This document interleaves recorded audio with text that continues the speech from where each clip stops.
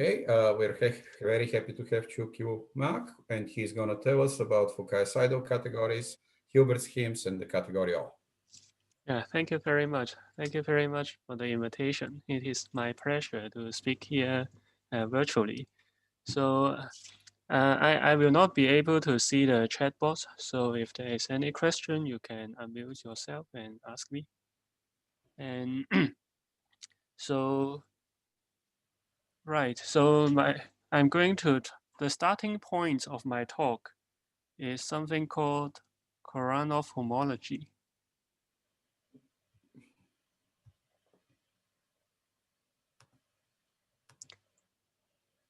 So this is a link invariant which categorifies the Jones polynomial, and it is a powerful tool that has been used in the low-dimensional topology community.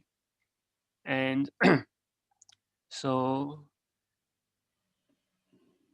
why am I talking about this? The reason is that so this guy has a lot of various definitions.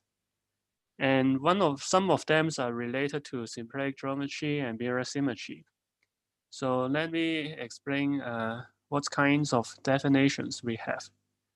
So the first or the most famous one maybe is by the cube of resolution of a link. So it is a combinatorial gadget and algorithmic. It gives you an algorithm to compute the Khovanov homology. And there are other methods. There are other definitions like using representation theory, like using the quantum group representation, or something more explicit like extended art algebra.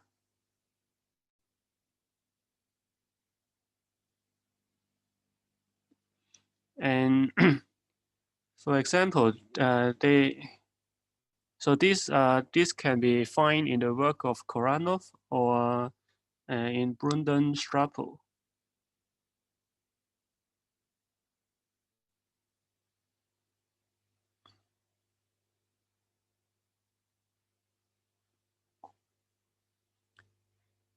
And another method to define the Khovanov homology is to use symplectic geometry. We can define Khovanov homology using Lagrangian fork homology.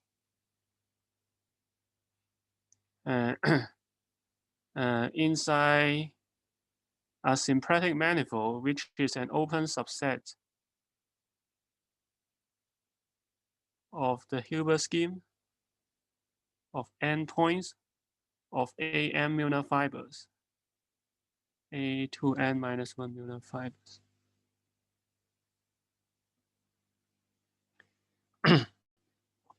This is defined. This definition is given by Seidel and Smith.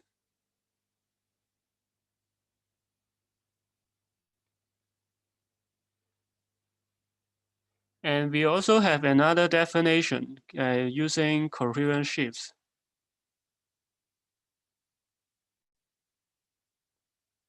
In iterated P1 bundle.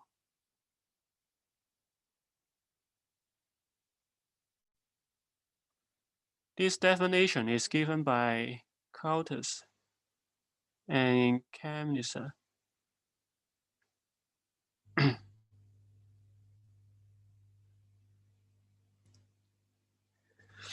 And so there are so many different definitions. So it's very natural to ask why they give the same link invariance and how are they related?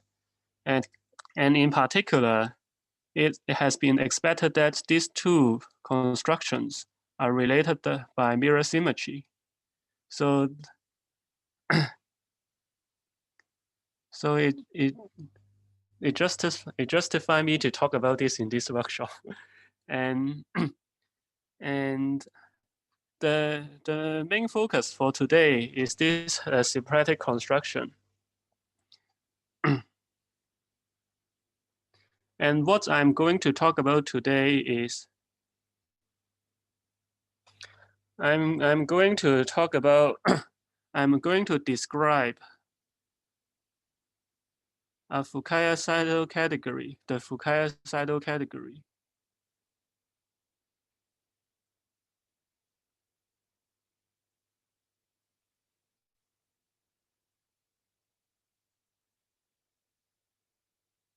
Of the symplectic manifold, of the symplectic manifold.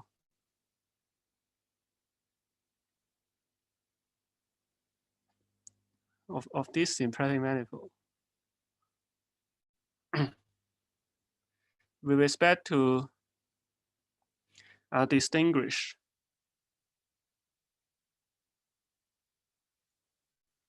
Lipschitz vibration.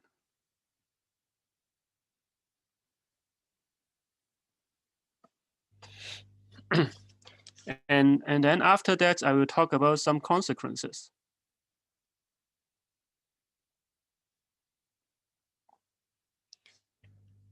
So, and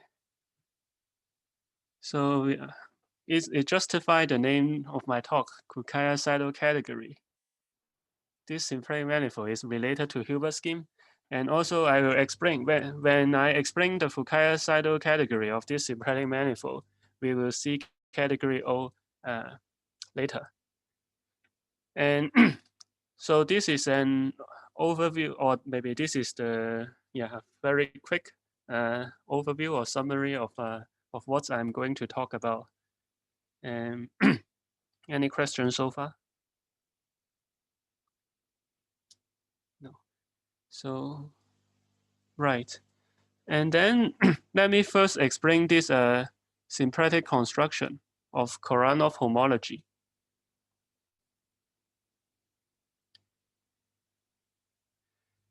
So given a link, meaning that disjoint union of S1 embedded inside, smoothly embedded inside S3, we can always write it as a closure of a braid, meaning that we can write K as a closure. The K is here. We can write K as a closure of a braid up to smooth isotropy. Here, beta is inside the braid group of n strands. As an example, if we take beta to be this two-strand braid with a little crossing, a little twist, then we plug it inside this closure fixture. We will get this link. And up to smooth isotropy, it is precisely the unknown. So this is how we represent a link as a braid closure. And there's a theorem by Markov saying that different braid closures of a link are related by a sequence of Markov moves. And there are precisely two Markov moves. Markov move 1 is called stabilization. It says that if you concatenate your braid beta by sigma, and by sigma on top and sigma inverse on the bottom, and then after taking the closure, you will get back the same link up to smooth isotropy. Everything I said will be up to smooth isotropy. And this is the Markov move 1. And the Markov move 2 is called stabilization. It is a move that will increase or decrease the number of strands. So it says that if you start with a braid beta and then add a little crossing, and then add a little crossing here,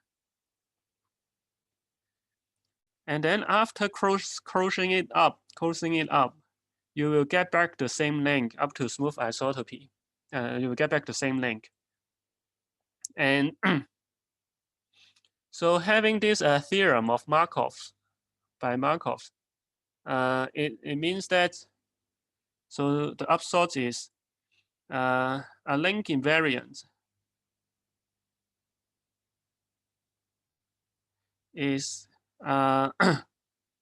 is an invariant to Braid. That is invariant under Markov moves.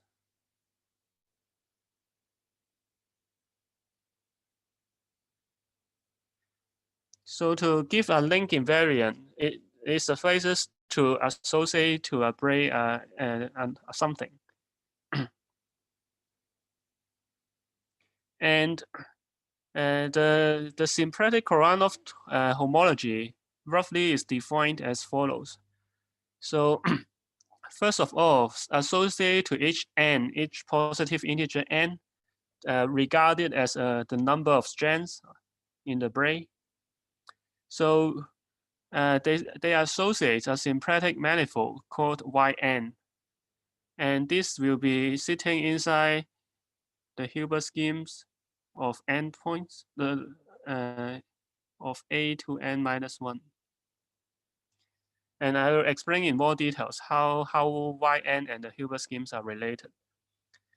And moreover, we associate to it a distinguished Lagrangian submanifold called L rainbow, this guy, inside Yn. And finally, we have an action of the Braid group on this symplectic manifold. And the symplectic Khovanov homology, is defined by taking the Lagrangian flow cohomology between the distinguished Lagrangian L rainbow and the image of L rainbow under the Braid group element, Braid group action. So, and they prove that this is a Markov invariant, and hence give us a link invariant. Any questions so far?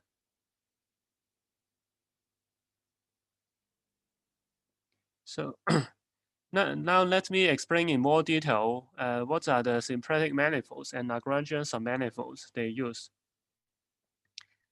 Let me start with the A to n minus 1 Milnor fiber.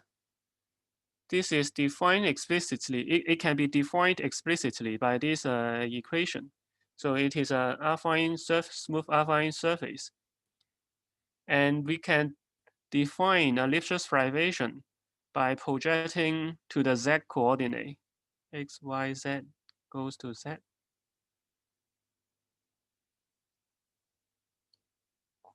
This is the definition of pi.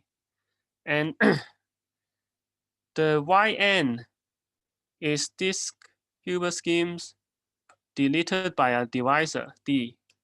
Here d is a is this one.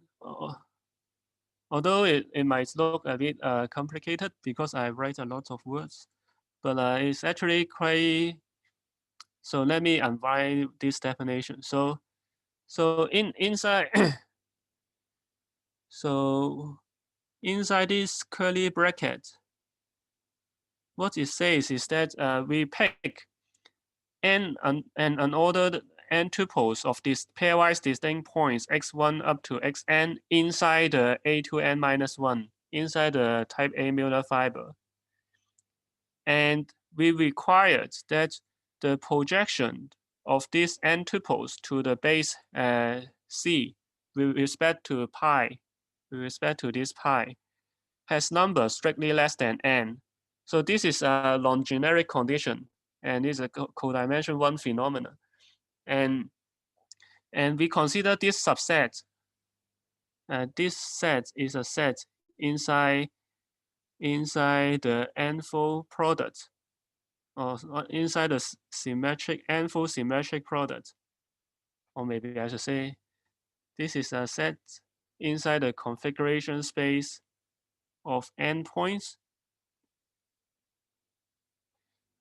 of a to n minus 1. The blue part is a subset of this configuration space, and hence it lying inside the Hilbert schemes. And then what we do here is we need to take the closure of this subset. Here I'm taking the closure. I'm taking the closure inside the Hilbert scheme. So then this will define a divisor. And the complement of this divisor will be the Yn, the symplectic manifold that we are interested in.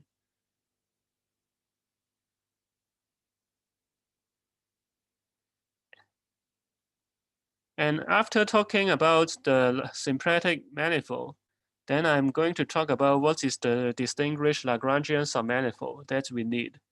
So the Lagrangian submanifold we need is the following. So we consider, so this is the base of the Lipschitz vibration pi. It has 2n critical values given by 1 up to 2n. And the blue paths they are called matching paths. And lying above each the red paths are matching paths. Lying above each red path, you can define a Lagrangian sphere called a matching sphere. And I denote those matching spheres to be L1 up to Ln. This Li, they are Lagrangian sphere inside A2n-1. And what we do is we can take the product of them, which will define a product Lagrangian inside the n-fold product of A2n-1. And because these n Lagrangian spheres are pairwise disjoint, so we can descend this product Lagrangian to the configuration space by taking the symmetric quotient. And that will define a Lagrangian inside the configuration space, and hence a Lagrangian inside Yn. So if you write what I said in words, so this is the Lagrangian submanifold. Taking all the tuples, n tuples, and then forget the ordering, and it will define a Lagrangian submanifold inside Yn. This is the distinguished Lagrangian we need to define the symplectic Khovanov homology. And although essentially to define the Lagrangian, to define the symplectic Khovanov homology, we only need this distinguished Lagrangian. But in general, we will need a more generous Lagrangian for the later half, for the second half of the talk. So let me mention it now. And it says that for any collection of n pairwise disjoint Lagrangian, so L consists of n pairwise disjoint Lagrangian, we can use the same definition to define a Lagrangian inside Yn, and I call this sim L. Here, sim L.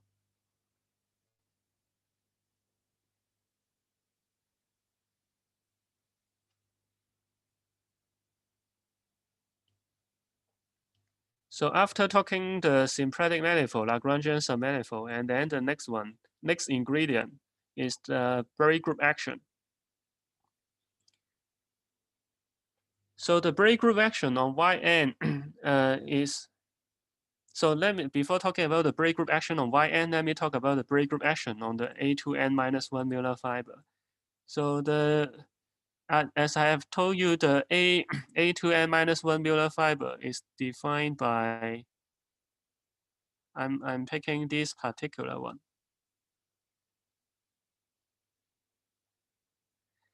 And actually the values here, you can vary the values here. This will give the critical values of the Lipschitz vibration. You can vary these values. This will give you different A2n-1 Müller fibers. And you can consider the Braid group action. You can consider the monodromy action by varying these critical values. and it will give you a Braid group action on the type A Mueller fiber because the pi 1 of the configuration space of two endpoints on C is precisely the Braid group. And I claim that because Yn can be obtained from an open subset of the Hilbert schemes, so you could imagine that this Braid group action can be extended to can somehow be upgraded to a Braid group action on Yn. This is indeed true, but true for a non-trivial reason. So, and and I claim that by varying the critical values, you can add you get an action on Yn.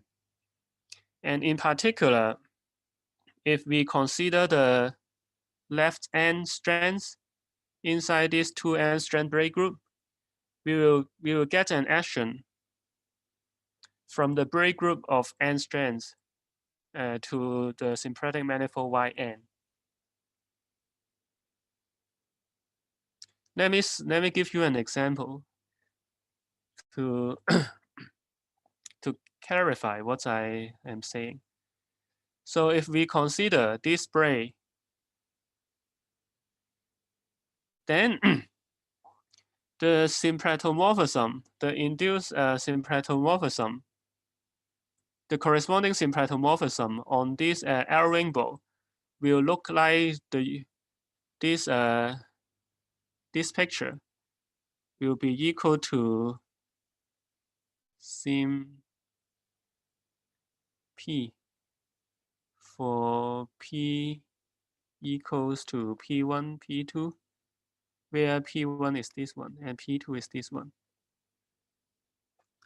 So we call that L rainbow is given by this and this. And the green is obtained by naively applying a twist on these two critical values. So you imagine you apply a half twist on these two critical values, then you can obtain the green configuration from the red configuration.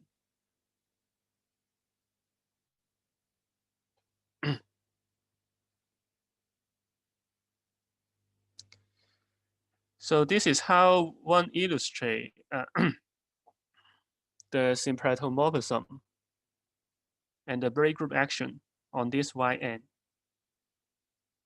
And in a summary, the symplectic Khovanov homology is defined by the Lagrangian flow homology between this L rainbow and phi beta L rainbow, where K is the closure of beta.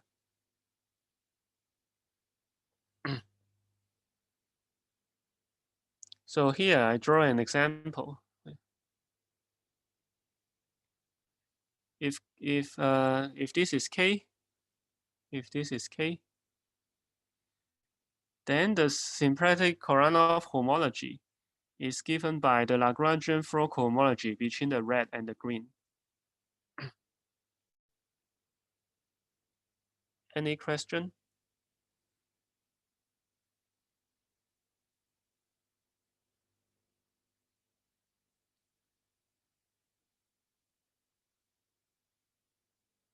And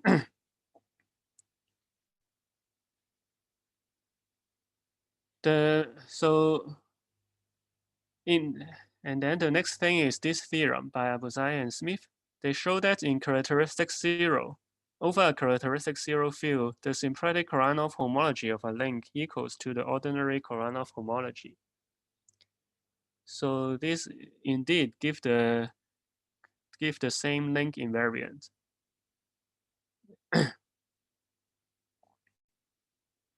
And now, what I want to talk about today is I want to explain as I have told you, I want to describe a Fukaya-Seidel category associated to this symplectic manifold to you.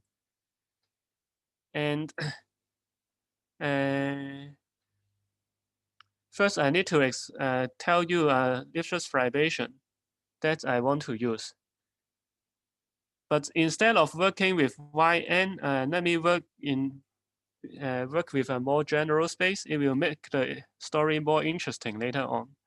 So I will work with YNM, which is the Hilbert scheme of endpoints on the AN-1 Müller fiber denoted by the same divisor. And in this notation, Yn to n is precisely the Yn I have talked about in the previous session. And the Lipschitz derivation I want to use is pi y here, which is the sum of the Lipschitz derivation of the AN-1 Müller fiber to C. Which is the sum of the Lipschitz derivation. Sum in what sense?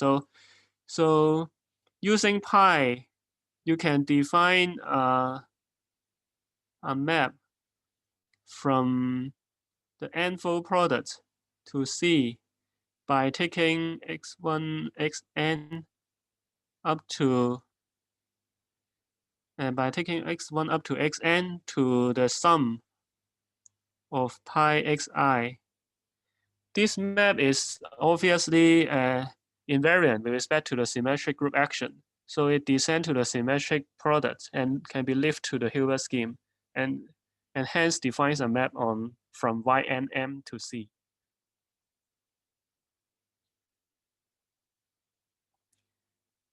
And the Lagrangian submanifolds of YNM are the ones that are compatible with this Lipschitz derivation in the following sense. We are interested in this sim L that I have talked about, where L here, I want L to be a collection of n pairwise disjoint Lagrangians such that either each Li is either compact or is a Lipschitz symbol of pi.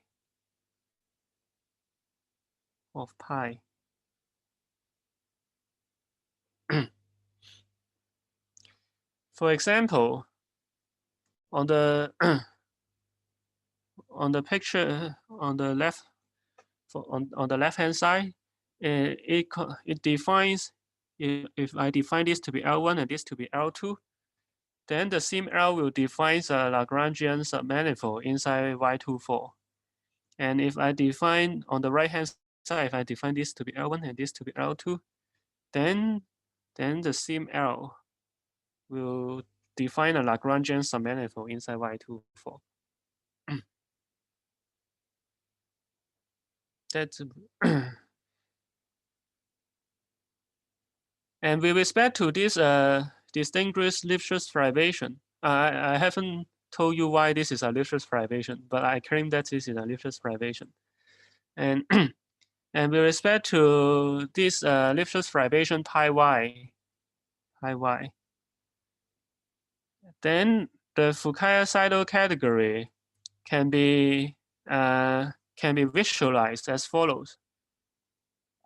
If we want to take the Lagrangian flow cochain between this Lagrangian and this Lagrangian, between the blue Lagrangian and the green Lagrangian, then what we need to do is we need to wrap the first entry, in this case, the blue Lagrangian to the right. So we wrap it to the right to become this one.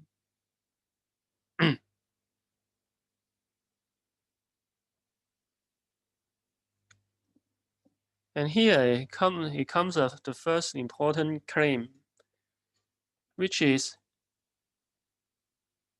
so Fukaya-Seidel categories is given by the Fukaya-Seidel category is controlled by the Lagrangian symbols of the Lipschitz derivation, and the symbols in this Fukaya-Seidel category are precisely sim L such that L is L1 up to Ln is a collection of pairwise disjoint symbols, Lagrangian symbols. And this is a generalization of a result generalization of a result by a rule for symmetric products of open Riemann surfaces.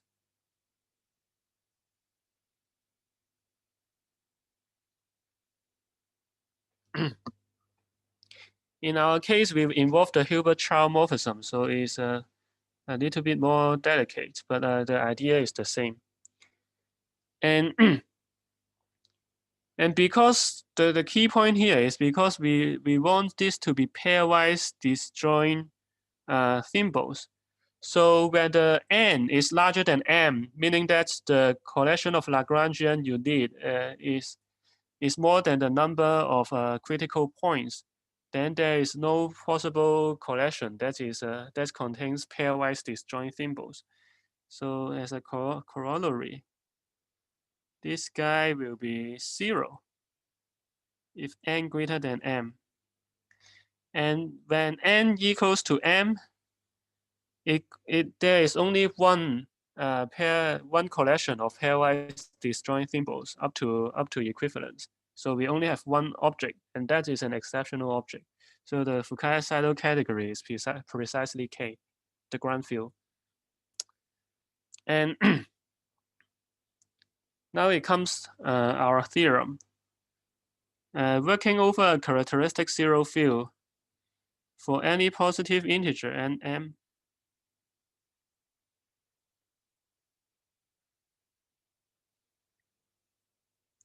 the Fukaya-Seidel category of Ynm equals to the category of perfect modules over an algebra, over a graded associative algebra called KNM.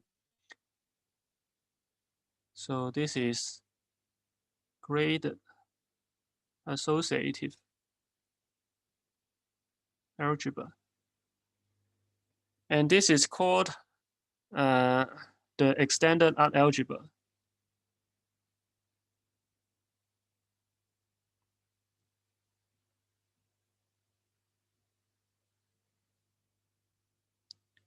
Which is due to Brunden and Stroppel.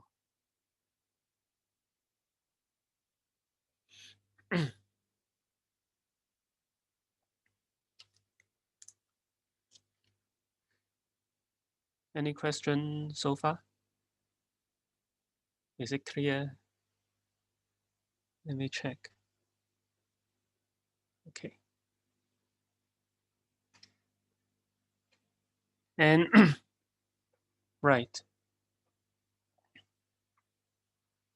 And let me give you a few remarks to give some contents about this theorem. So this KNM is also the endomorphism algebra of the projective generator of a parabolic BGG category O of SLM with respect to this parabolic, this one.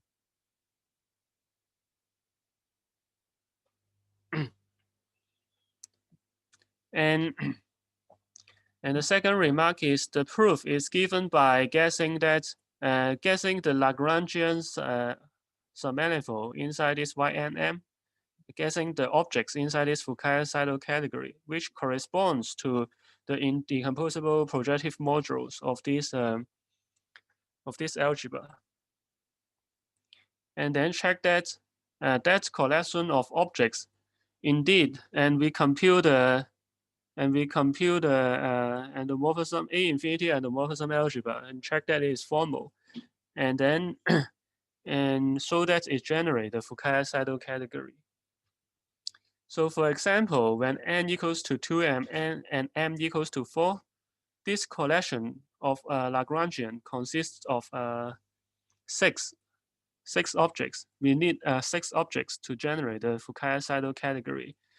And these 6 objects are those that correspond to the indecomposable projective modules. So 1, 2, these 2 are compact. And then we have 4 non-compact. And among all 6 of them, only one of it is a thimble. It corresponds to only one of them is a Werner module. Only one of them corresponds to a Werner module. And the third remark is that the YNM is related to can be obtained from nilpotent slice of 2 Jordan block if and only if 2n is less than or equal to m. So in particular, actually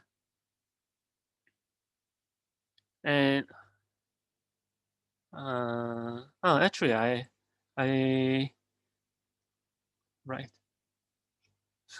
Right. Actually, I forgot to complete the theorem. So moreover, with the Fukaya-Seidel, because of the Fukaya-Seidel category of IMM is the same as the Fukaya-Seidel category of YM minus NM.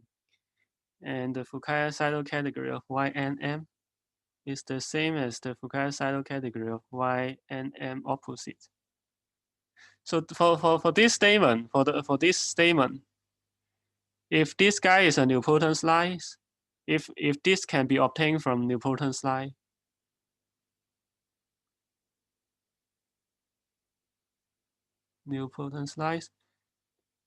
then this cannot. Then this. And they have different dimension because one of them is an open subset in the Hilbert scheme of n points, and the other is an open subset in Hilbert scheme of m minus n points. Except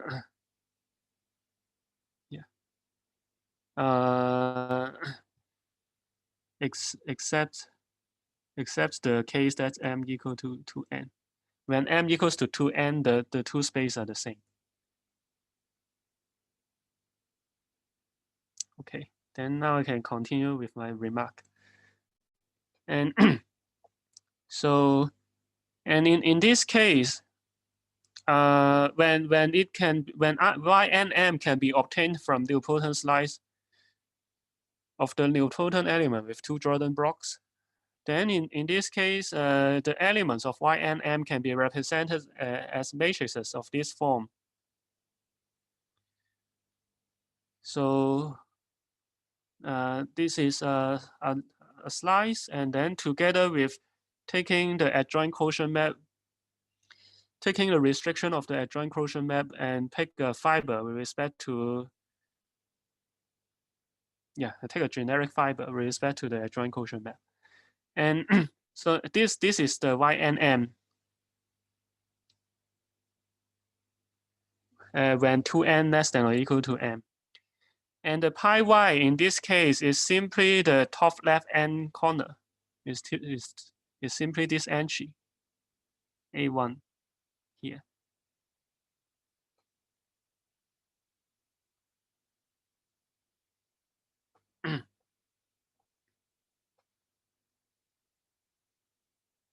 So these are all the remarks about the theorem. Any question?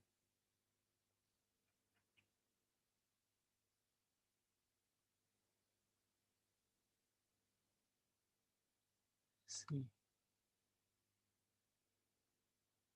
Okay. Then let me continue. So finally, I want to talk about how we apply this result to obtain the symplectic annular Khovanov homology together with a spectral sequence to the symplectic Khovanov homology. So similar to before, we have a Braid group action of m strands on this YNM.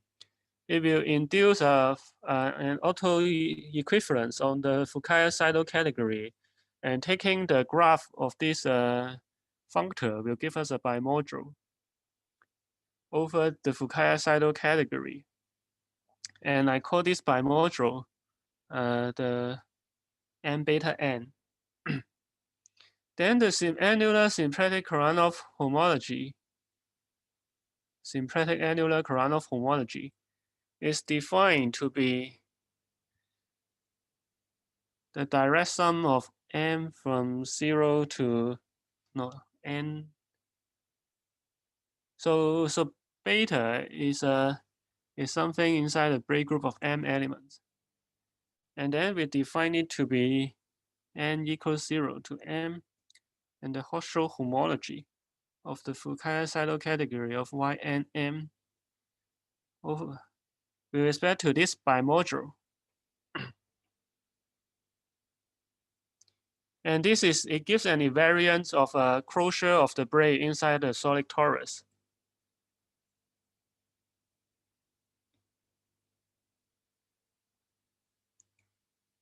So we show that over a characteristic zero field, it is isomorphic to the ordinary annular Khovanov homology. And here is also some remarks. So the first remark is that when we consider n equals to 1, so because of this definition, you can see that the symplectic annular Khovanov homology is a direct sum of some summands, has n plus 1 summands.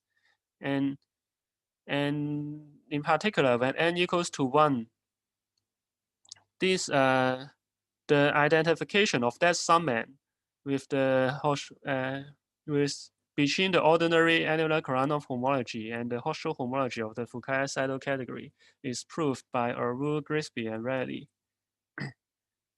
And motivated by their work, Bilyakova, Potura, and Raleigh show that the annular Khovanov homology can be written as a direct sum of Hochschild homology. And we apply the ideas from Abuzai-Smith to show that the symplectic annular Khovanov homology equals to the annular Khovanov homology.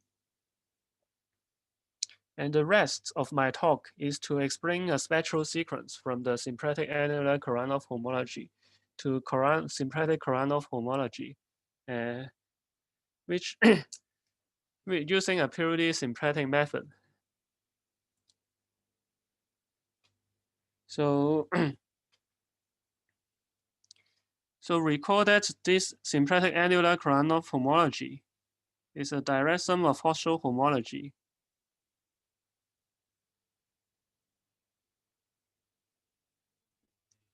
And this guy is the Lagrangian flow cohomology inside Ym to m.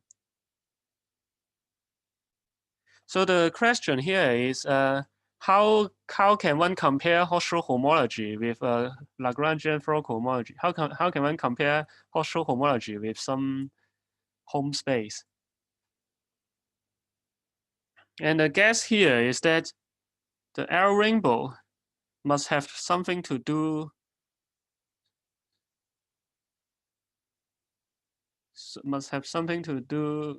with the diagonal bimodal over the FSYNM.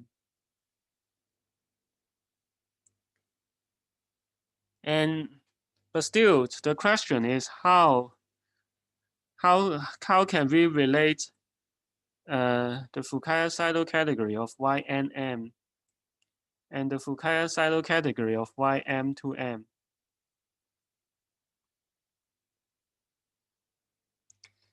And the answer is simply we can decompose an M tuple as a union of an N tuple and an M minus N tuple.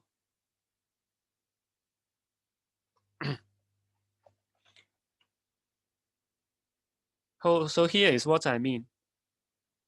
So we have a cohomologically full and faithful embedding from the Fukaya-Seidel category of Ynm and Fukaya-Seidel category of Yn minus n, m to the Fukaya-Seidel category of Ym to M.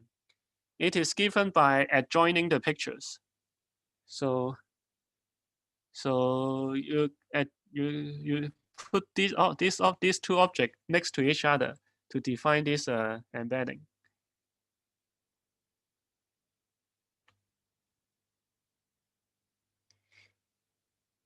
And I claim that this embedding, this part, so we have one such embedding for each n.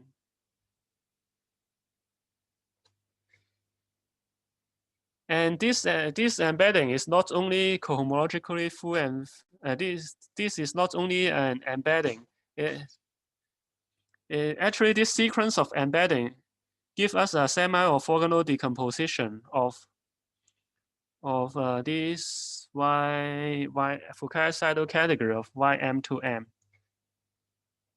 And so here gives an example. If we take an object, L inside the image of I3, meaning that L is an object consists of 3 Lagrangians on the left, and K is another object consists of lying inside the image of I2, meaning that it is a Lagrangian consists of 3 Lagrangians, and 2 of them are on the left. Then if you look at them, if you consider the home space inside the Fukaya-Seidel category of Y36, then because we need to wrap the first entry to the right, so you will be able to see that you can read from this picture that the morphism space is actually 0. And that's why one can easily see that there is a direction between the objects inside the image of different yi. And this direction gives us a semi-orthogonality. And recall our main result that the Fukaya-Seidel category of Ym is equivalent to the Fukaya-Seidel category of Yn minus n comma m opposite. So somehow we need to relate the L rainbow with diagonal bimodules, and here we have a semi-orthogonal decomposition of this Ym to m into image of ij, but we call this one. So it means that this guy is actually the Fukaya-Seidel category of Ynm opposite. So so here this is a Fukaya-Seidel category, and this is another the opposites of that category. So we are actually embedded. So each semi-orthogonal in this semi-orthogonal decomposition, each component is actually a category of bimodule. Because of this. And the proposition here is the map from the left Fukaya-Seidel left modules, left Fukaya-Seidel Ym to M module. If you pull back along this embedding,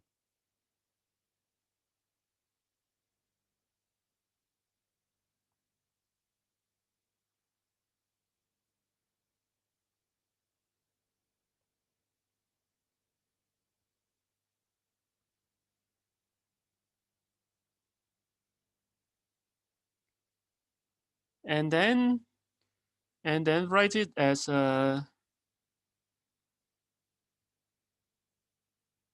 bimodule.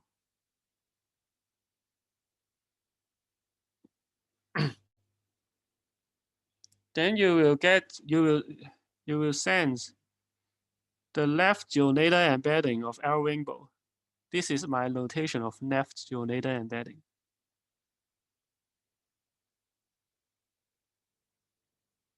You will send this guy to the diagonal bimodule.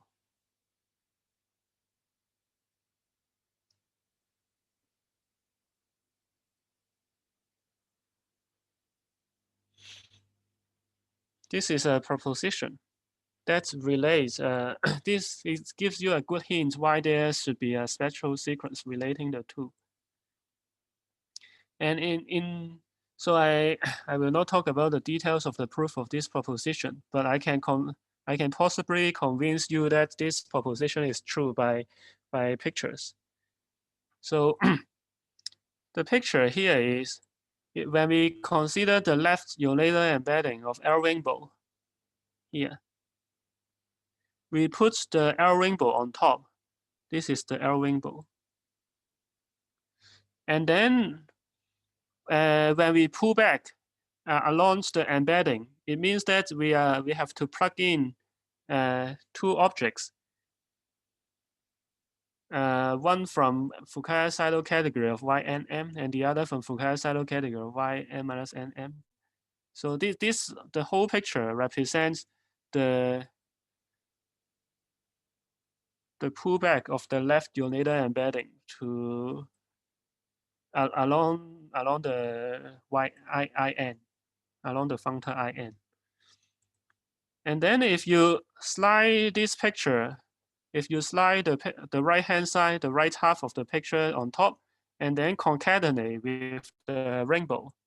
If you slide this on top and concatenate with this rainbow, I claim that this precisely defines the equivalence from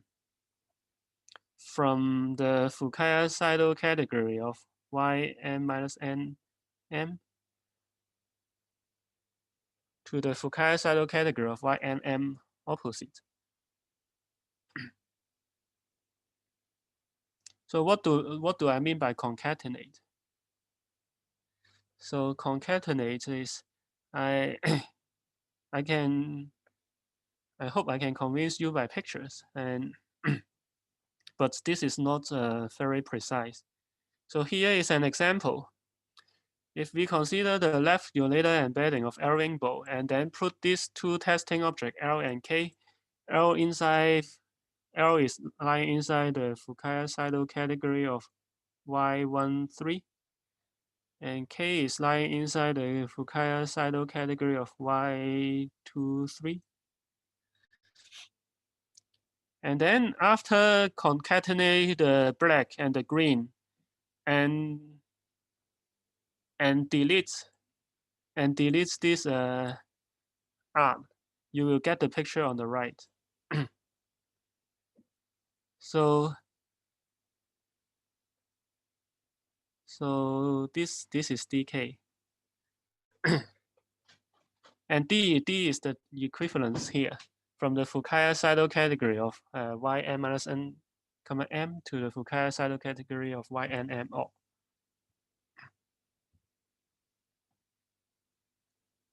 So this proposition, so the upshot here is that the components of this left unilateral embedding of YL rainbow with respect to the semi-orthogonal decomposition are diagonal bimodules. So each component is a category of bimodule, and L rainbow can be built by the diagonal bimodules over these components under iterative mapping cones. And to finally get the spectral sequence, I need one more ingredient, which is the Kossuth-Dual semi-orthogonal decomposition. The discussion is in complete parallel. So here the Jn is defined by this picture. So instead of just combining the two pictures side by side, I need to move the first one across the second one. So it becomes what looks like on the right. And Jn is also cohomological. Jn are also embedding, and they define another semi-orthogonal decomposition. And this is Kossuth-Dual in the sense that the only possible home between the components are given it only happens when the numbering of the component are the same. And and we have the similar proposition. Here we use the right Yoneда embedding, and the right Yoneda embedding pull back to become diagonal. The pullback of the right Yoneda embedding becomes the diagonal bimodules over the components. And the picture for right Yoneda embedding, we need to put the L rainbow on the bottom. So here. And then we again use slide and concatenate. We convince ourselves that we get the pullback of the Yoneda and the pullback of the L rainbow is the diagonal bimodule. And finally, having this Kosciuszko semi-orthogonal decomposition, we have a Bayesian type spectral sequence which says the following. So for each component of the semi-orthogonal decomposition, say for each n, so you can pull back using Jn of the right Yoneda embedding. And you can tensor with the pullback of L rainbow, the left Yoneda embedding of L rainbow, and tensor them over the component, which is the Fukaya-Seidel category of YMM bimodule. So the spectral sequence, we have the E2 page. This is the E2 page of the spectral sequence, and it converged to the right Yoneda embedding tensor with the left Yoneda embedding, which is the home of L rainbow. And yeah, maybe you don't need this. And then this guy is precisely the Hochschild homology, because the pullback are diagonal bimodules. And this explains the spectral sequence when there is no twisting. And when there is a twisting, you can just apply a twist on the left Yoneda embedding of the L rainbow to get the corresponding result. And this is the end of my talk. Thank you very much for listening. Thank you, Cheuk. So any questions?